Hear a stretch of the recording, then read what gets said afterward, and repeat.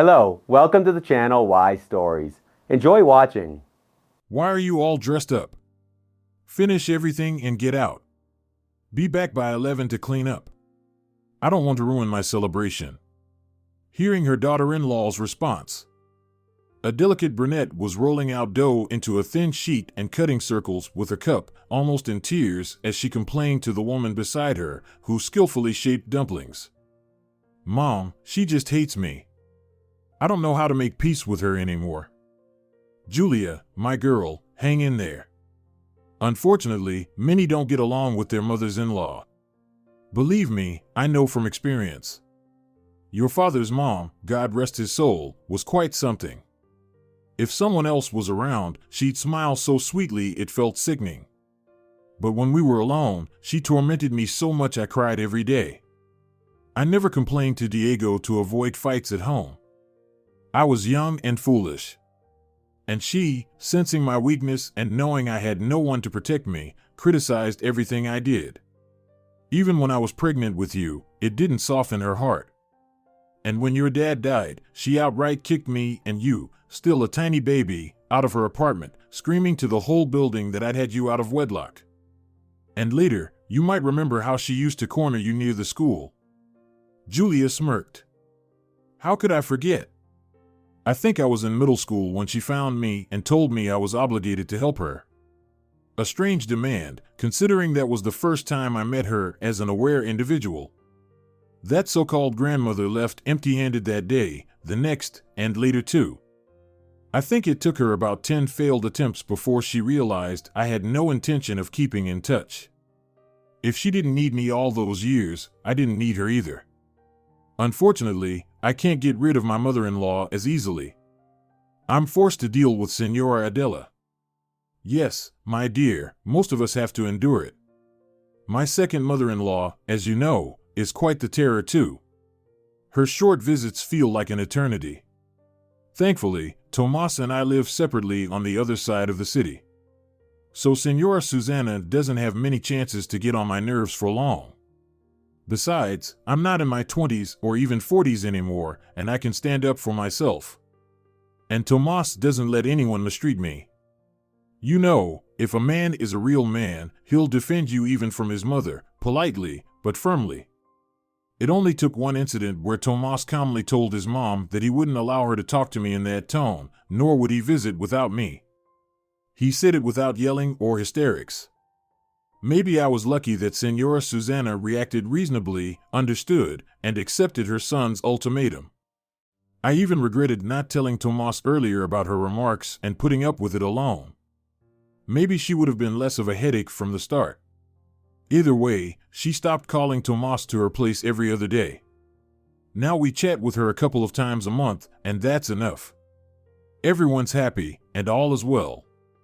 So, my dear, with mothers-in-law, the farther apart, the closer the bond. Oh, Mom, I've been trying to convince Damien to rent a small apartment for ages, but he always says we have no money left after paying rent. The fact that I'm on my last nerve living with his mom doesn't seem to bother him at all. She criticizes me over everything. I make coffee with water that's too hot and don't know how to prepare it properly. It's ridiculous, she even claims I can't make instant coffee right. I don't put enough butter in the oatmeal for my father-in-law or, on the contrary, use too much detergent in the washing machine.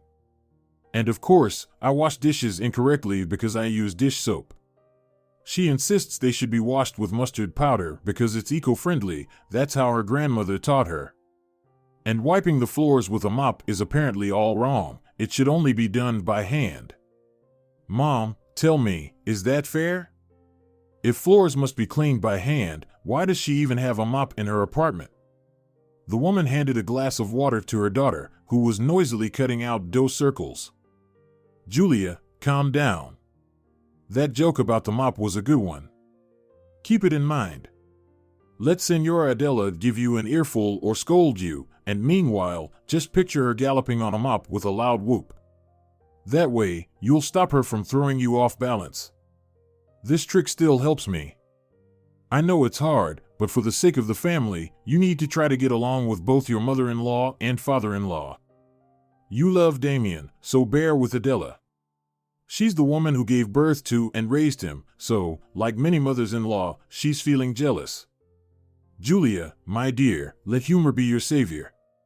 Without optimism, as you know, it's hard to endure life.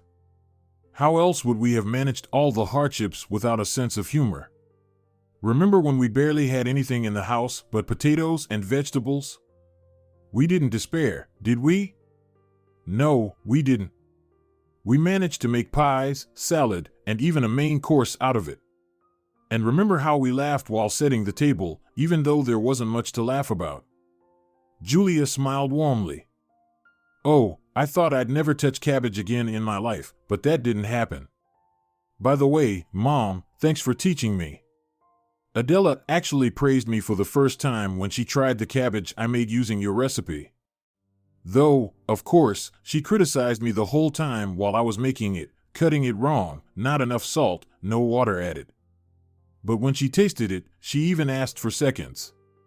Even Senor Lorenzo loved the cabbage made with your recipe. He said I'd have to make it often now. And my father-in-law is easy to please. He always compliments and thanks me, saying everything was delicious. But hearing kind words from my mother-in-law? That was unexpected. Well, you see, there's a way to get through to Adela too. Of course, it's not easy to always adjust, but a bad peace is better than a good quarrel. Anyway, let's not dwell on the unpleasant. Tell me, how's the new job going? Oh, Mom, I still don't understand how I managed to get ahead of more experienced colleagues. When they entrusted me with overseeing several branches, I almost turned it down. Such responsibility, and they warned me about the frequent travel required. Only the promise of a much higher salary outweighed my concerns. It's important to me because the sooner we save for a down payment on our own apartment, the sooner we'll move out. I was ready for anything, even if it meant coming home almost fainting from exhaustion at first. But it's fine, I've gradually adjusted. Julia, don't overwork yourself too much. Try to avoid long business trips, her mother advised. Oh, I've actually started enjoying the trips, conferences, exhibitions, and all that. During the travel days, I hardly see my mother-in-law, and no one nags me over trivial things. Of course, when I'm away for a long time, I miss Tomas. You can't hug or kiss someone over the phone. The only thing that comforts me is that all this separation is for the sake of our family's happy future. Just be careful, dear, that Adela doesn't hold your absences against you. You never know what might cross her mind. By the time the head of the family returned home, the women had finished cooking and were already dropping the dumplings into boiling water seasoned with spices. Hello, Julia, the man greeted warmly. What brings you here today? Tomas, I told you Julia had a business trip to a nearby city, and she made a small detour to see us. Sorry, Berta, it completely slipped my mind, the man said, smacking his forehead in mock regret. I should have at least bought a cake to celebrate Julia's visit. But I've been swamped with work. I'll run out now, while I'm still in my work clothes. The man looked so flustered that the young woman quickly reassured him. There's no need to go anywhere, Tomas. I brought a cake myself. The man broke into a wide smile, pressed his hand to his heart in gratitude, and said, You're a gem. Just like your mom. Not surprising, really. Julia smiled back. She had a lot of affection for her mother's husband and was happy that her mom had found happiness with someone who surrounded her with care and love. For a long time, Berta, used to living alone with her daughter, hesitated to accept Tomas's proposal. Although he had gotten along well with Julia and everything was peaceful, Berta worried that her daughter might feel uncomfortable. Things were further complicated by the fact that Tomas, after his divorce, left everything to his ex-wife and son and moved into factory-provided housing. As a skilled worker, he had been given a private room, but it wasn't a place where Berta could move in with him. Julia had often suggested her mom and Tomas move in together, but Berta always refused. As a result, the couple dated for almost 7 years. It was only after Julia got married and moved out that Berta finally went to the town hall to make it official. For the past 2 years, Julia had visited her mom and stepfather, enjoying their harmonious relationship. Their home was full of equality and understanding, in stark contrast to her husband's family, where her mother-in-law ruled everything. Berta looked at her husband with love, without subservience, and said firmly, "If you brought home dirty work clothes, toss them in the washing machine. I'll run it later. For now, take a shower, and the dumplings will be ready by the time you're done." While they were setting the table, Berta remarked, "It's my fault you're stuck living with your mother-in-law. If I'd been able to provide you with a place to live, Damien could have moved here. You'd only have to deal with Adela occasionally, and everything would have been fine." "Oh, come on, Mom, it's okay. After all, you're right, many women have to endure their mothers-in-law's antics. It's nothing unique or unbearable. Good for you, Julia. Take care of your nerves and don't take everything to heart." Tomas, having finished his dumplings, joined the conversation. "Berta, my mom called me today. She wants us to take her to the cottage tomorrow and help her with some chores. Shall we go?" "Of course," Berta replied and gave her daughter a meaningful look, as if to say, "See? I have my struggles too." Julia smiled. After the conversation with her mom and the comforting dinner, all the troubles of family life seemed insignificant. After enjoying the warm atmosphere for a while longer, she started getting ready to head home. Berta suggested she stay the night, but Julia declined. "No, Mom, I'd better go now. The highway is less busy late at night, and I figure I'll be home by 2.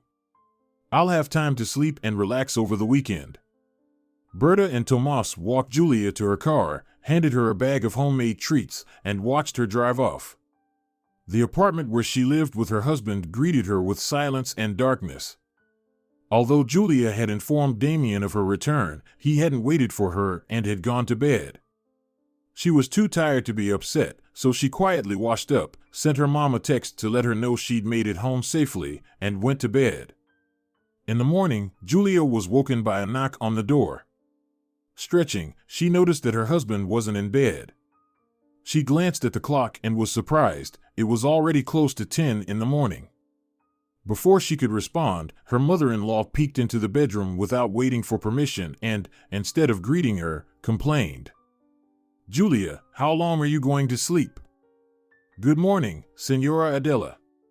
The trip exhausted me. I'll get up now." "Come on, lazybones, hurry up.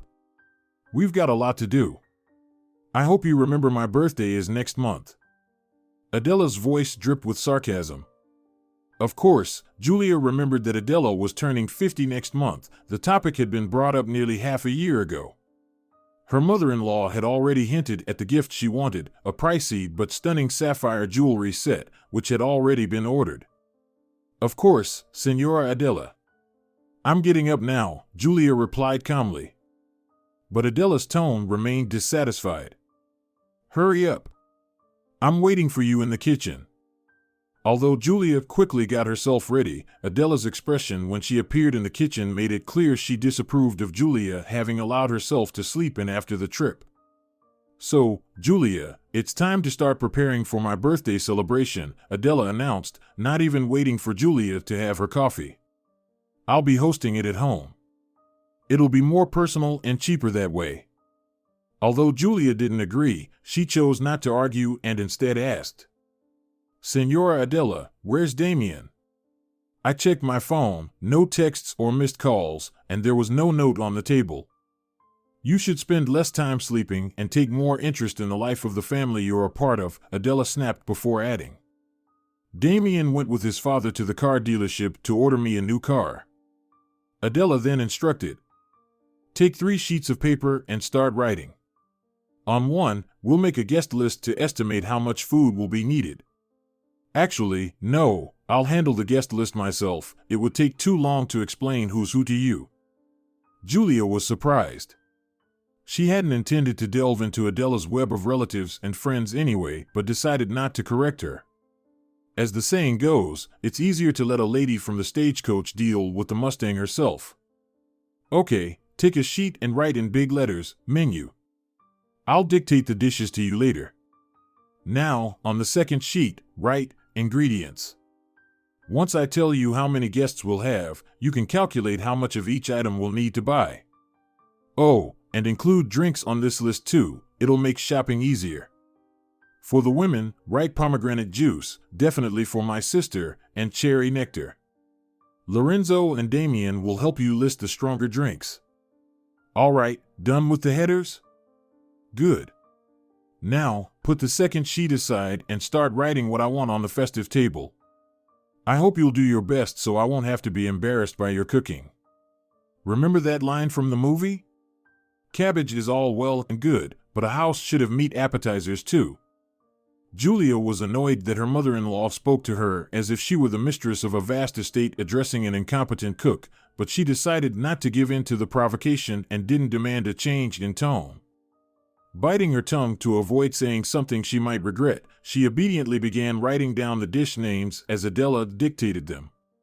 However, by the time she had written down the fifth salad, she was ready to snap back that even Christmas required less preparation. Honestly, even if Adela planned to invite a large number of guests, Julia thought a simple Greek salad and the usual meat platter would suffice.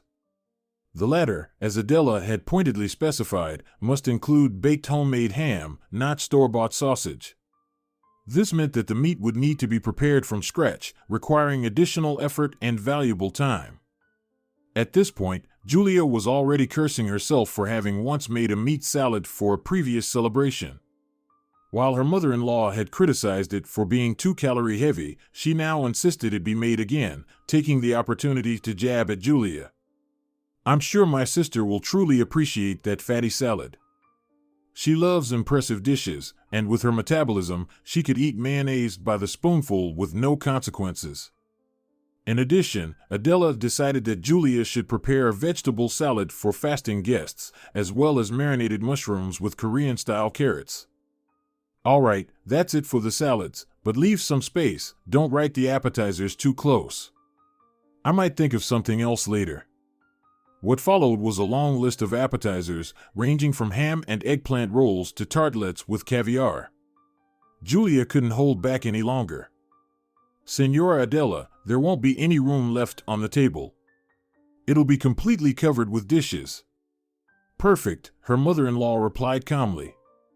I don't want my guests leaving hungry. Now write down the main course. I'll order the dessert from the bakery. I don't think you can manage to make a delicious and beautiful cake.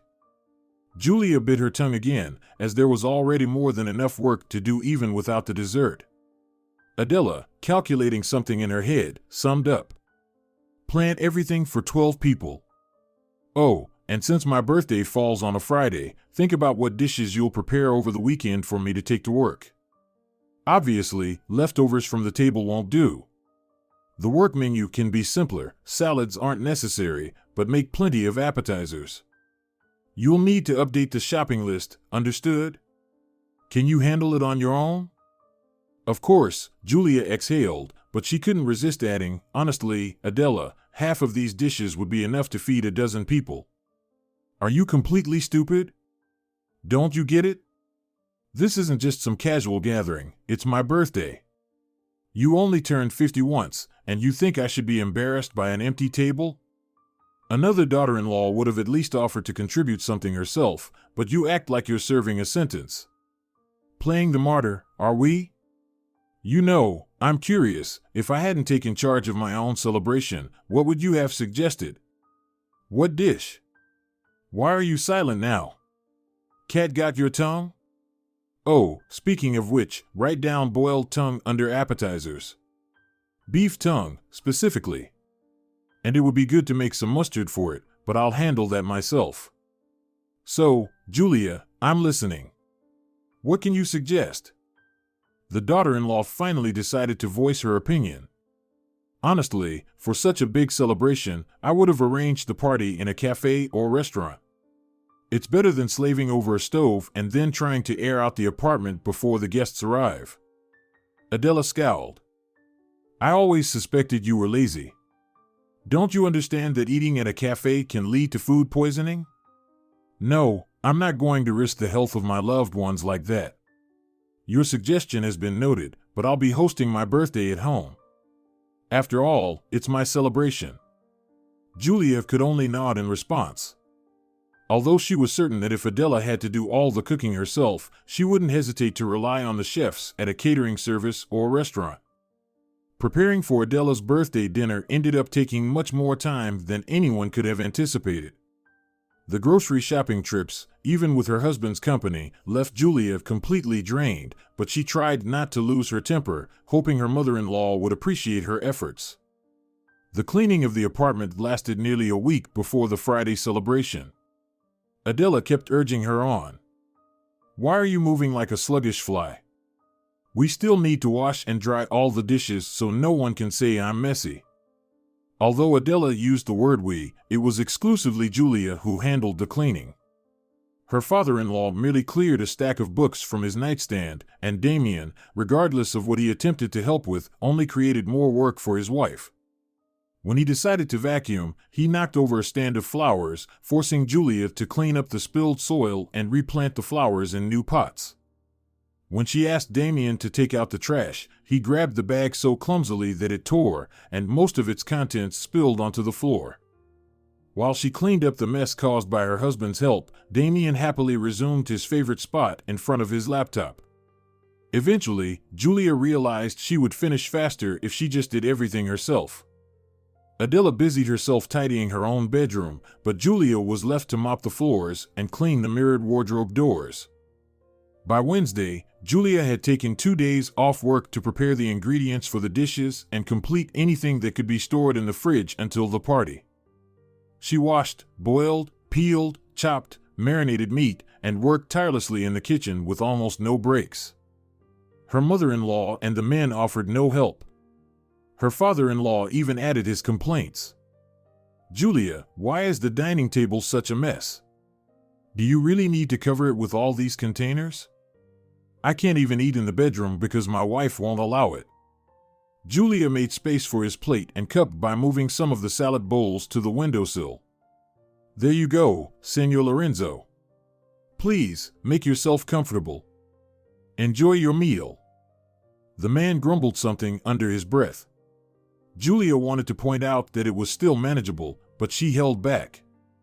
Adela monitored the preparations like a commander inspecting their troops. On the morning of the big day, she declared, "Now I'm off to the beauty salon," Adela announced, "and when I come back, radiant and glowing, I'll be ready to hear all your kind wishes." Upon her return, the birthday girl was greeted by her dressed-up husband holding a bouquet of flowers, her smiling son with a gift bag, and her disheveled daughter-in-law busy chopping salads. "My dear Adela, accept our heartfelt congratulations. With each passing year, you become closer and more cherished," Lorenzo said, embracing his wife. "Stop, you'll ruin my makeup," Adela waved him off. "Thank you for the wishes, but I need to maintain my flawless appearance until the evening." Her husband stepped back, leaving the floor to their son and daughter-in-law. "Happy birthday, Mom!" Damien exclaimed. "We all decided to get you a set, though, if you ask me, it pales in comparison to your beauty." "Oh, Damien, such flattery." Adela smiled, extending her hand for the gift. "Go trim the stems on the flowers and put them in a vase. Then bring breakfast to the living room."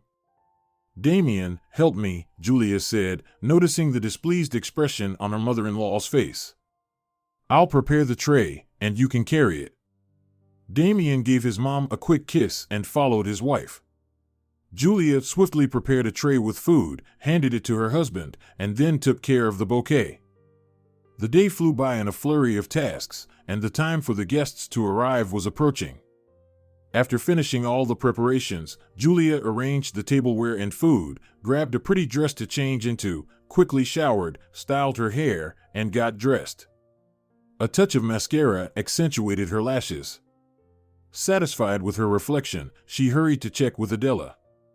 "Senora Adela, is it time to put the meat in the oven?" Seeing her dressed-up daughter-in-law, Adela looked surprised and said, "Julia, what made you think you'd be sitting at the table for the party? You've done a good job preparing everything.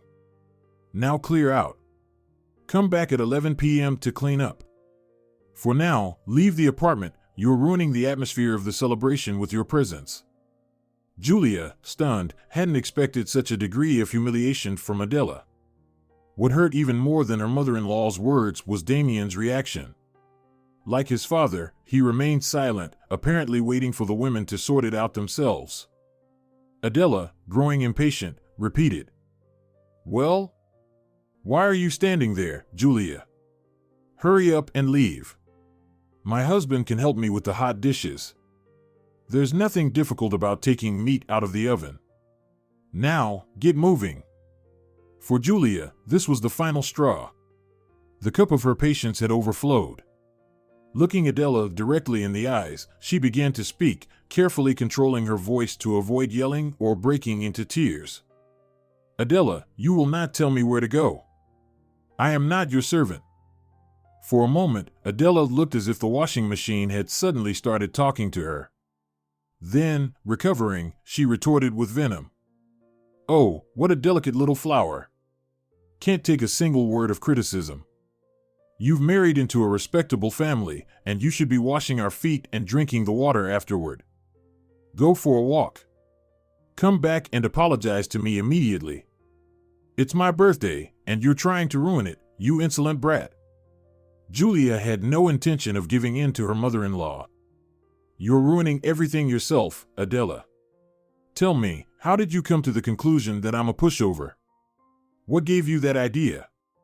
Did you assume I would endure everything because I silently followed your instructions and corrected flaws only you could see? That's just basic politeness. I'm simply a well-mannered, naive woman who thought kindness and hard work would win over your family. It didn't. It's unpleasant, sure, but not the end of the world. But let me make one thing clear. I am not a defenseless victim of your tyranny. If you want to assert your authority, go ahead, but not on me." Adela shrieked, "Shut up. Get out of here and think about your behavior, you ungrateful brat. Of course, I'll leave. After what you've said, I have no desire to sit at the table, smile at you, or offer insincere congratulations. You'll manage just fine without me, I'm sure." Julia went into her bedroom. She didn't have the patience to change. All she wanted was to leave the apartment as quickly as possible. She grabbed her purse, placed her documents inside, packed her laptop into her backpack, and headed for the door. Seeing her husband standing in the hallway, she expected him to stop her or even leave his parents' apartment with her as a sign of solidarity. But Damien had merely stepped out to greet the hired waitstaff. He had no intention of stopping his elegantly dressed wife from leaving before the party even started. Instead, he casually reminded her, "Be back around 11. I think most of the guests will have left by then." Julia stepped aside to let the waitstaff in, and then, unable to hold back her frustration after the unbearable humiliation from her mother-in-law and her deep disappointment in her husband, she swung and slapped him across the face. "Are you crazy?" Damien exclaimed, stunned. "Must have overheated in the kitchen. Drama queen." Julia didn't respond. She simply walked out, slamming the door behind her. While waiting for the elevator, she could still hear Damien complaining and calling her names. Tears welled up in her eyes at her husband's hurtful words. Struggling to hold them back, she took the stairs down from the 7th floor, eager to get as far away from the apartment as possible, a place that had caused her so much pain for no reason at all. After all, Julia had done nothing wrong except marry Damien, love him, and try to find her place in his family. Adela's refusal to allow her to sit at the celebratory table shattered every rule of decency. She had no idea what to do next or where to go. One thing was clear, she wasn't going back to her husband's parents' apartment. Not at 11, not ever. If she returned, it would only be to collect her belongings. Exhausted from the chaotic preparations for Adela's thankless birthday celebration, she longed to be in a quiet, peaceful place far away from the turmoil. But there was no way to instantly transport herself elsewhere. The noisy Friday evening had no concern for her distress.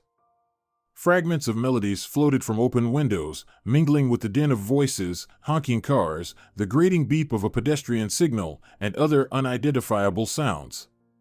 The cacophony of the big city overwhelmed Julia as she walked, lost and heartbroken.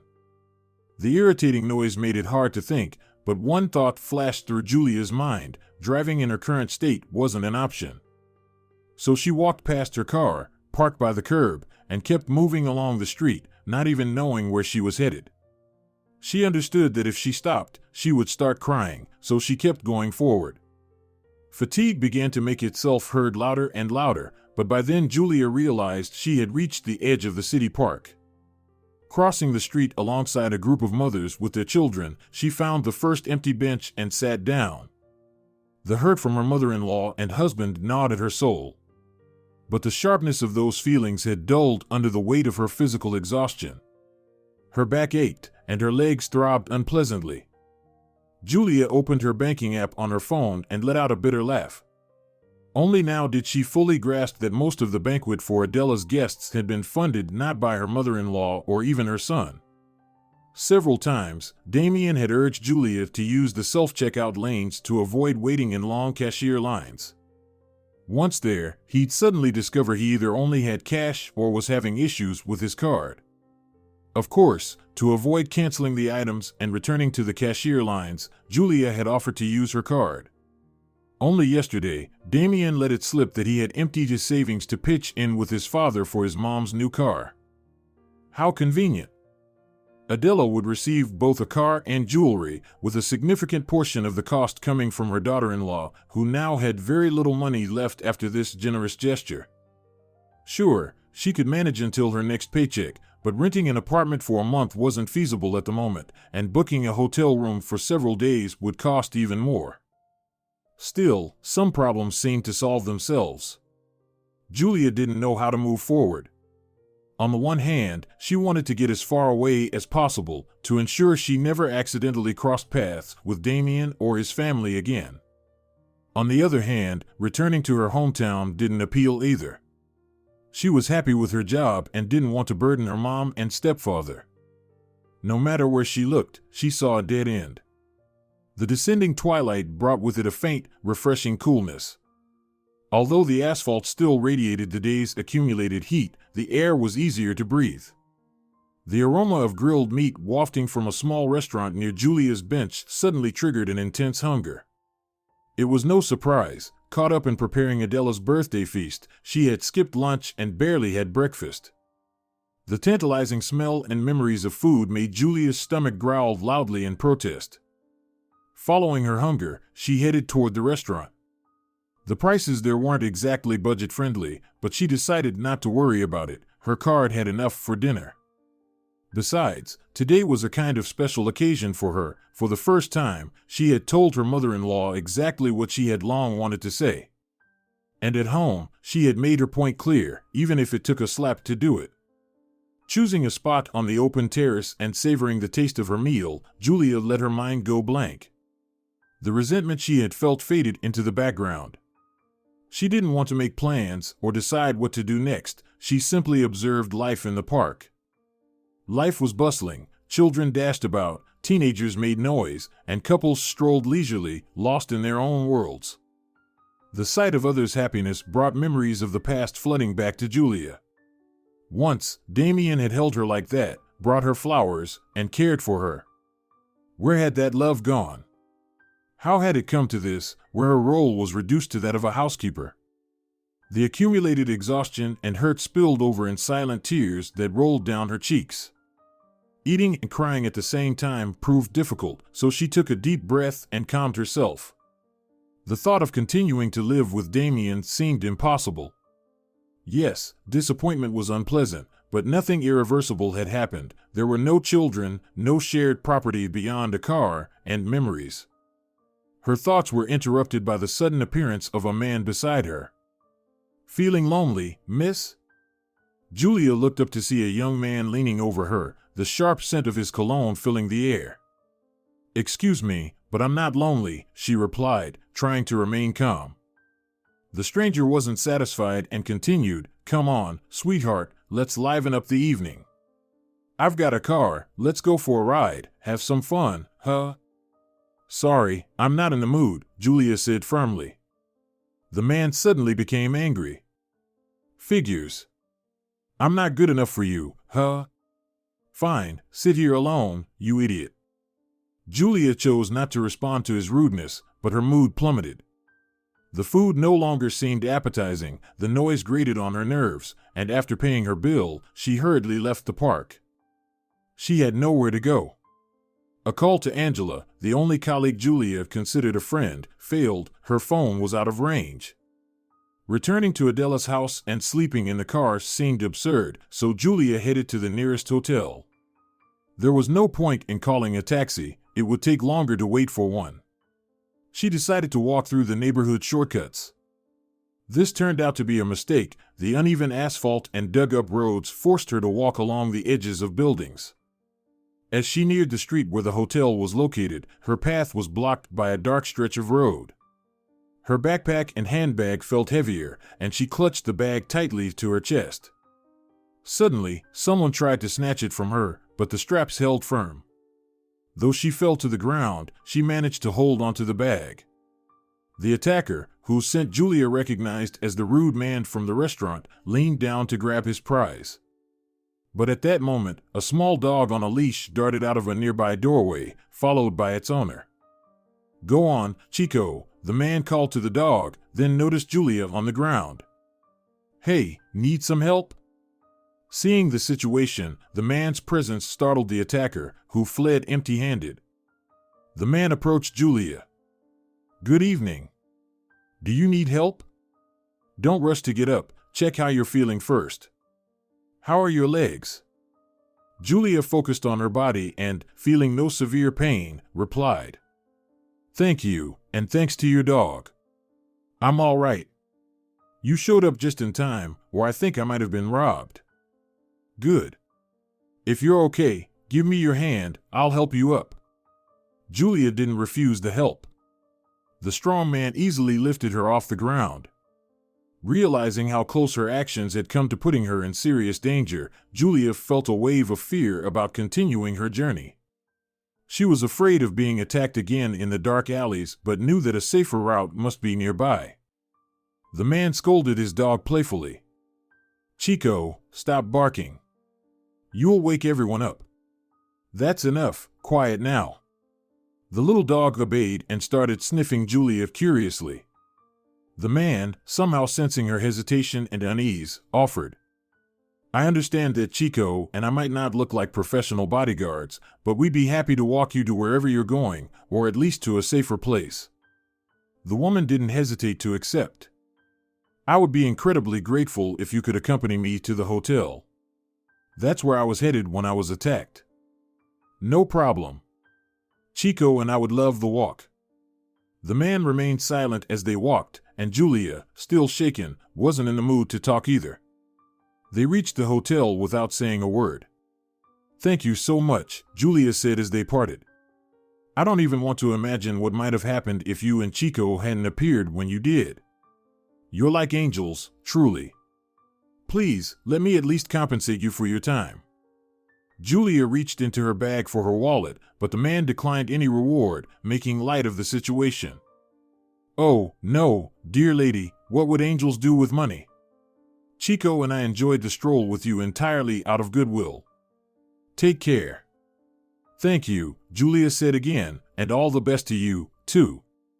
Fortunately for Julia, the hotel had a vacant room.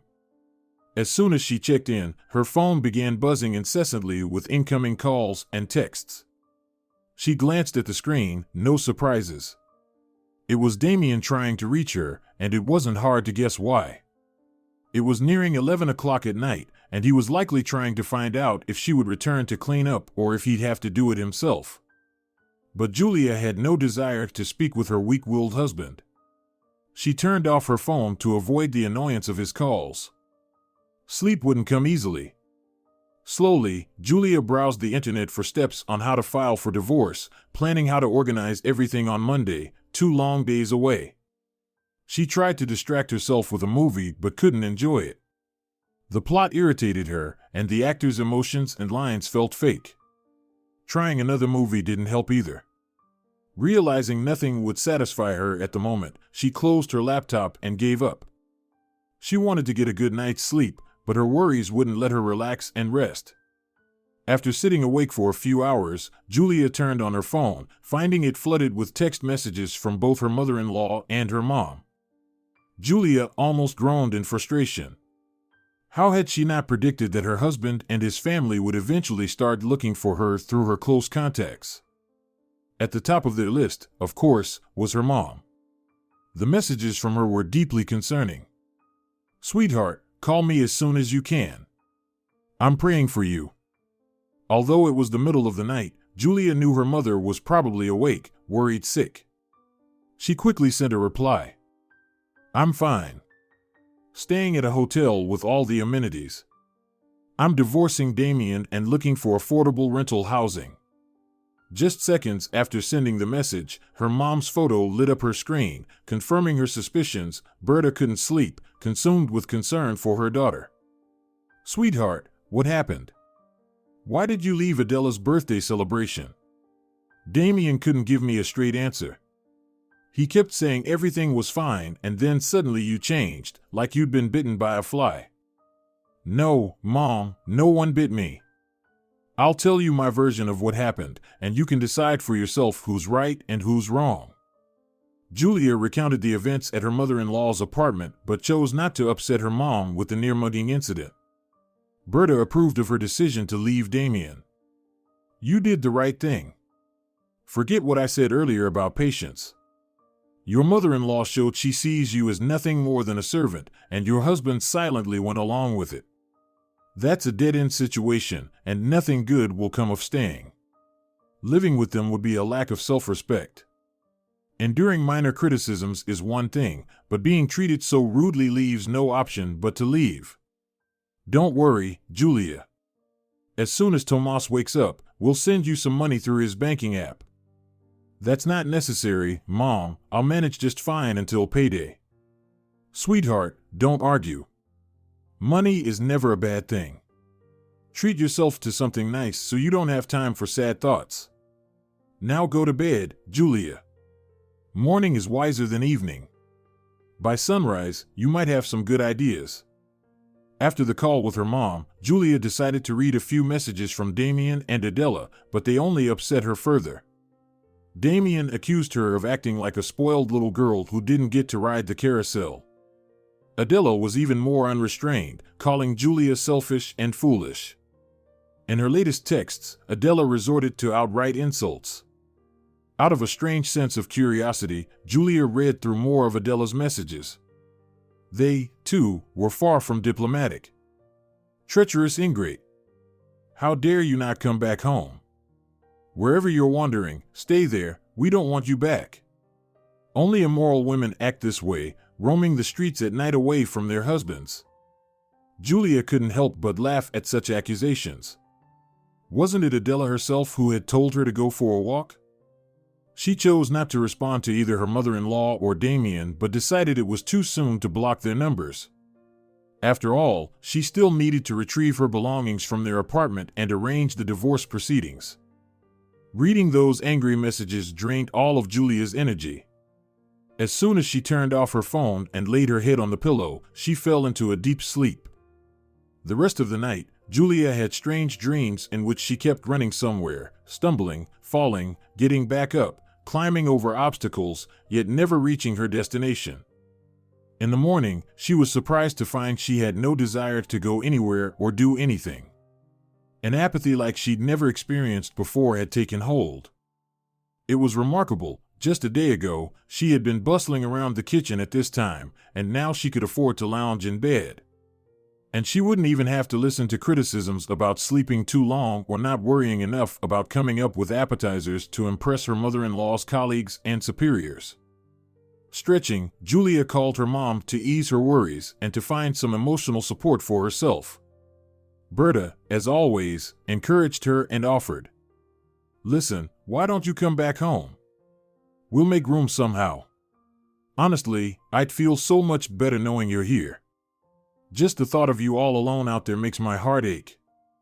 Tomas says hello and mentioned that you now have a great reason to come back.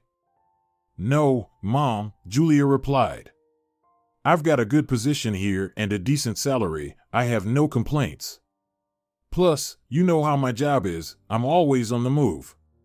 So I won't be bored. There's a constant stream of new people around me, and management keeps giving me fresh challenges. Thank you and Tomas for the offer, but I'm staying here.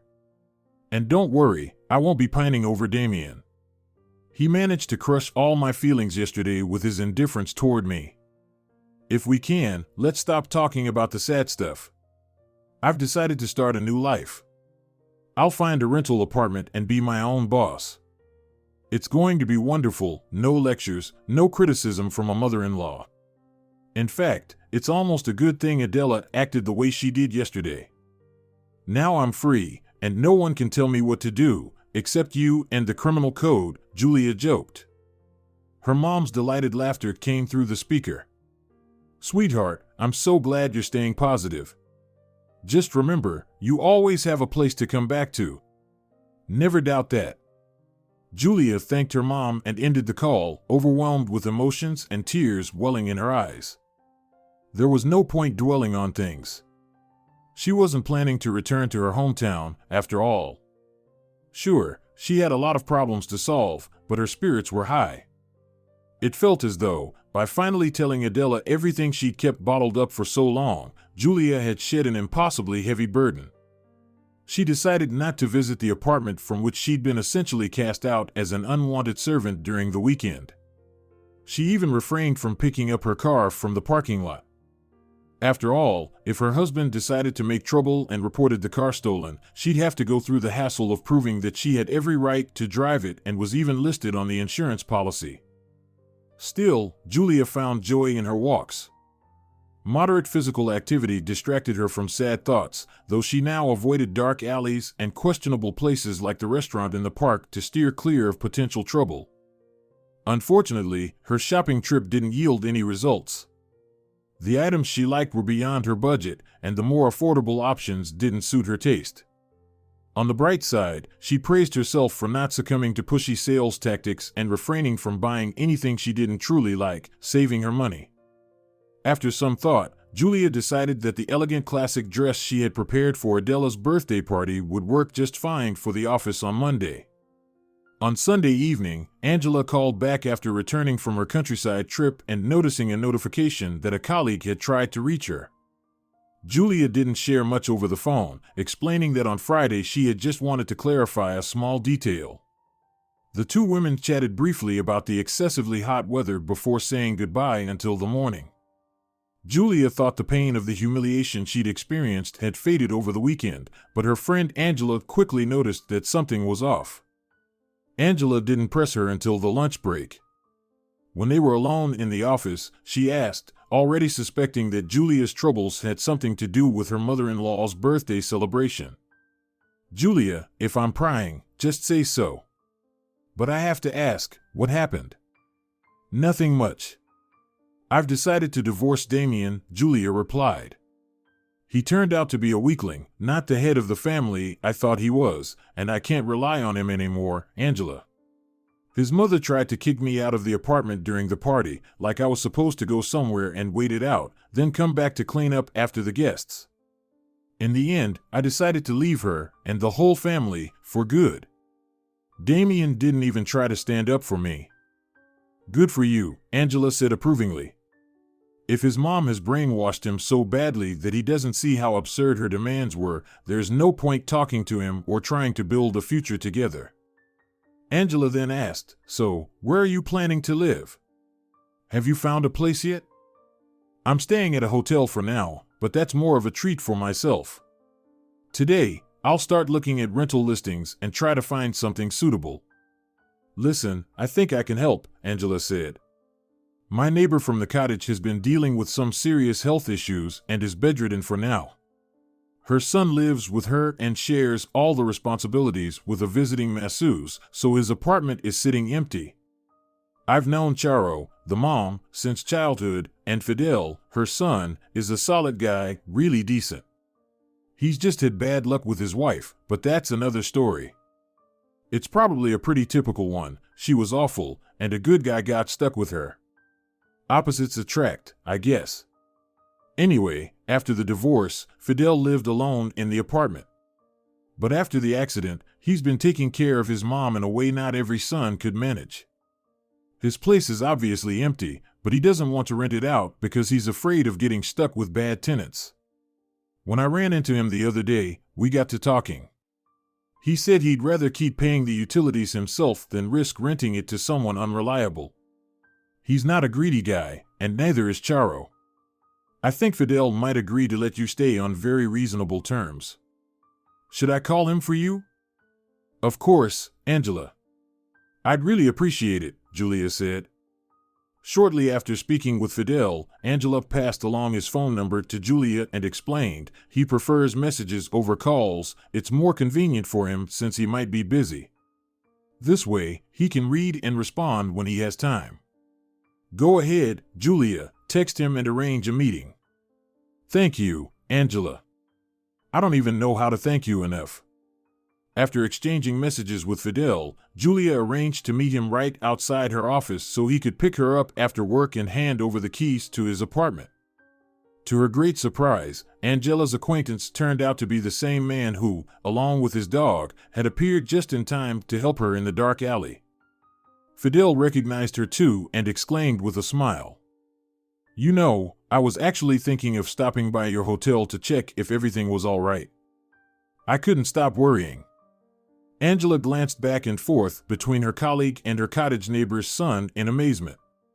Once Julia explained how she knew Fidel, Angela exclaimed, "This is straight out of a book. Honestly, I'm completely floored. What a small world we live in. Well, I'll leave you two to sort things out. I'm off." On the drive to his apartment, Julia and Fidel talked like old friends. He shared funny stories about walking his mom's dog, Chico, and Julia couldn't stop laughing. Fidel's apartment wasn't particularly close to Julia's office, but she was grateful for it nonetheless. She promised him, "I'll be very careful and make sure your place is just as I found it." Fidel smiled. "I trust you. Angela recommended you, after all. Here are the keys. Move in whenever you're ready. If you need help with the move, just let me know a little in advance." "Thank you so much, Fidel. I already owe you a lot. I think I can manage moving my things on my own." But Julia was wrong.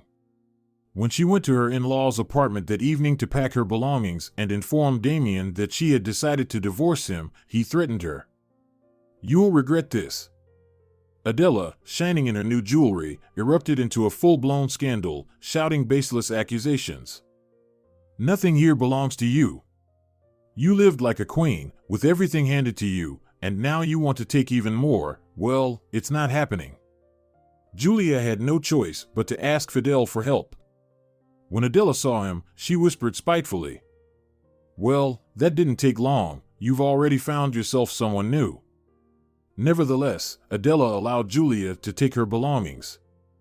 Damien stood silently, as if he wasn't part of what was happening, and then, without looking at Julia, said, "Do what you want. I won't stand in the way of the divorce." By the time Julia was officially free, she had already gotten to know Fidel's mother. The kind-hearted Senora Charo welcomed her like family and even seemed to brighten up, explaining, "My son's happiness is the best medicine for me, and what makes him so cheerful and content is having such a wonderful tenant." Julia blushed, denying any possibility of remarrying, but a year later, she accepted Fidel's proposal. At their modest wedding, the mothers of the bride and groom met for the first time. Afterward, Berta whispered to her daughter, "I'm just so happy for you. What a wonderful husband you found, and his mother is a dream. Finally, luck is on your side." If you're enjoying it as well, leave a like and subscribe to the channel.